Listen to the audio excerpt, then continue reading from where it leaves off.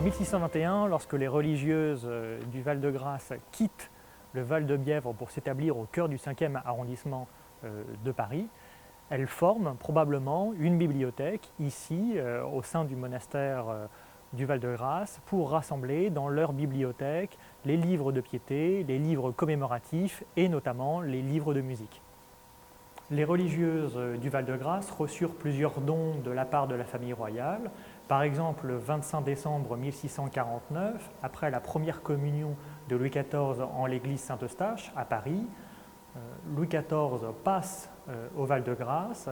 et c'est le révérend père Paulin de la Compagnie de Jésus, le confesseur du roi, qui offre un ouvrage richement orné à Marie de Burges, la mère abbesse de la communauté de religieuses du Val-de-Grâce. Dans la continuité de la réforme catholique, les religieuses du Val-de-Grâce participèrent à l'élaboration d'un certain nombre d'ouvrages, soit en les inspirant, soit en les commanditant.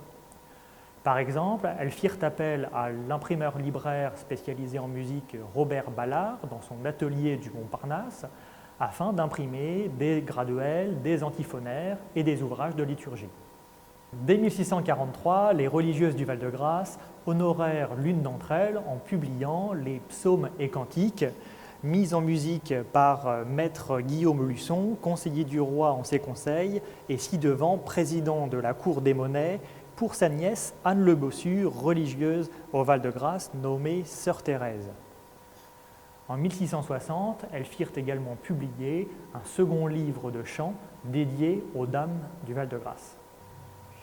En 1665, les religieuses du Val-de-Grâce firent imprimer leur propre rituel à l'usage des religieuses bénédictines de l'abbaye royale de Notre-Dame du Val-de-Grâce, pour lequel elles avaient reçu un privilège d'impression et de vente décennale dès 1663. D'après le nécrologe du Val-de-Grâce, ces ouvrages furent établis par Madeleine Le Bossu du Calvaire, la secrétaire de l'abbaye du Val-de-Grâce, qui fournit également un manuscrit descriptif de l'abbaye à Charles Le Maire pour l'édition de son Paris ancien et nouveau en 1685. Cette sœur secrétaire réalisa également un cérémonial pour les dames du Val-de-Grâce qui ne fut pas mené à bien et qui demeura non publié à sa mort.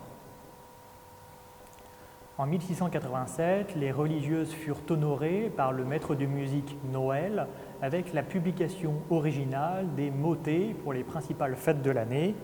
à une seule voix, avec la basse continue et plusieurs petites ritournelles pour l'orgue ou les viols, pour les dames religieuses et toute autre personne.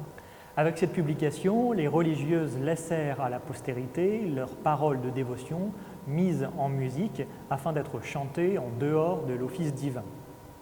Dans l'avis aux dames religieuses, le maître de musique Noël indique que ces motets ont été composés pour les dames du Val-de-Grâce qui attirent les peuples chez elles par la beauté de leur voix, aussi bien que par la magnificence royale de leur église et de leur maison. Les livres de musique côtoyaient ainsi sur les tablettes de la bibliothèque du Val-de-Grâce les livres de liturgie,